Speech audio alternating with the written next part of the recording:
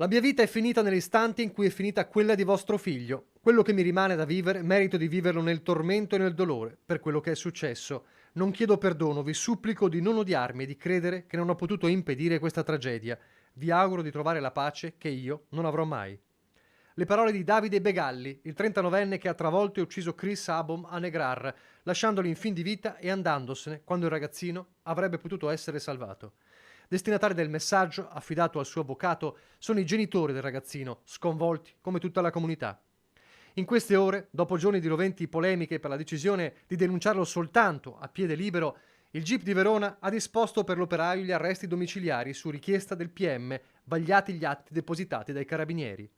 Il 39enne continua a ribadire di non essersi accorto di quanto era accaduto. È molto provato evidentemente dalla situazione, è sotto shock, incredulo anche per quello che è successo perché non si era reso assolutamente conto in quel momento di quello che stava accadendo.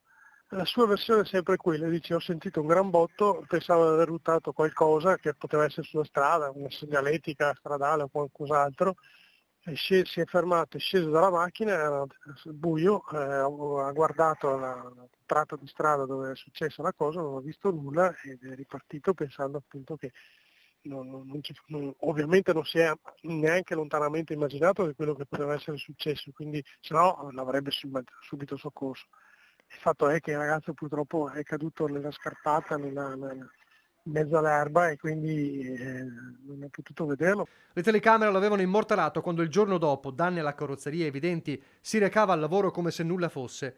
L'uomo in passato era stato denunciato per guida in stato di ebbrezza. Si tratta di un errore di gioventù, avevo 20 anni, aveva detto l'operaio 39enne, ora agli arresti domiciliari. Un'ipotesi che era ventilata nelle scorse ore, ma vedeva l'avvocato Dalben perplesso. Ritengo che a questo punto non sarebbe neanche necessaria perché non c'è il pericolo di fuga, non c'è il pericolo di reiterazione visto che non ha la patente, la macchina è sequestrata, è una persona assolutamente normale, quindi diciamo che non è il pirata della strada così come può essere definito, insomma. Intanto verrà disposta l'autopsia sul corpo del tredicenne e il parroco di Negrar ha già concordato con la famiglia la data dei funerali che saranno celebrati sabato 12 agosto nella chiesa del comune della Valpolicella.